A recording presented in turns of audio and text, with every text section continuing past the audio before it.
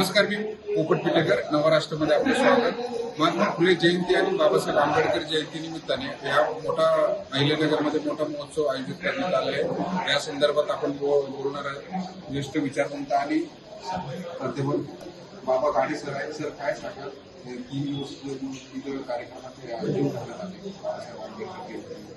समता व्याख्यानमालेच्या निमित्तानं महात्मा फुले आणि डॉक्टर बाबासाहेब आंबेडकर जयंतीच्या निमित्तानं काही व्याख्यानमालेचा कार्यक्रम म्हणजे खूप चांगली गोष्ट आहे की विचारांचं प्रबोधन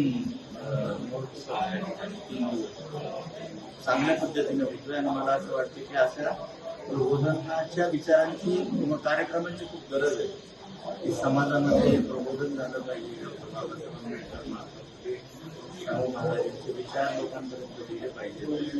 कारण अजूनही डॉक्टर बाबासाहेब आंबेडकर विचार लोकांपर्यंत ते पोहोचण्यासाठी अशा प्रकारच्या व्याख्यानमालांची ज्याचं आयोजन अनेक ठिकाणी म्हणजे गावागावामध्ये जरी हा प्रबोधनाचा उत्सव आपण या आठवड्यात किंवा तुम्हाला म्हणजे बाबासाहेबांची जयंती 14 एप्रिलपासून सुरू होती ती काय मे पर्यंत चालू होती. इतक्या दरम्यान जर असे कार्यक्रम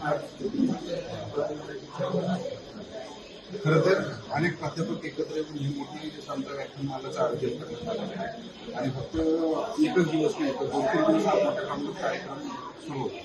चांगली गोष्ट. अध्यक्ष आणि पदाधिकारी अभिनंदन करेल अशा पद्धतीचा उपक्रम अहिल्यानगरमध्ये घेत आहे आणि सातत्याने या समता व्याख्यानमालेशिवाय आणखी जेव्हा जेव्हा असे कार्यक्रम आपल्याला घेता येतील तेव्हा आपण पाहिलं असेल की बाबा गाडे सरांनी व्याख्यान देऊन जागृती केली आहे. पोपट पिटेकर, अहिल्यानगर. कार्यक्रम आयोजन मागचा हेतू असा आहे की आपण बघतो अहिल्यानगर जिल्ह्यामध्ये घरगुती डीजे लावून साजरी केली जातात. हे योगदान केलं जात नाही. आम्ही प्राध्यापक मंडळी मिळून आम्ही असं विचार केला की आपण महात्मा ज्योतिबा फुले आणि डॉक्टर बाबासाहेब आंबेडकर यांची संयुक्तरित्या जयंती साजरी केली पाहिजे. पण साजरी करताना आपण हा उद्देश ठेवला की व्याख्यानमाला आयोजित केली पाहिजे.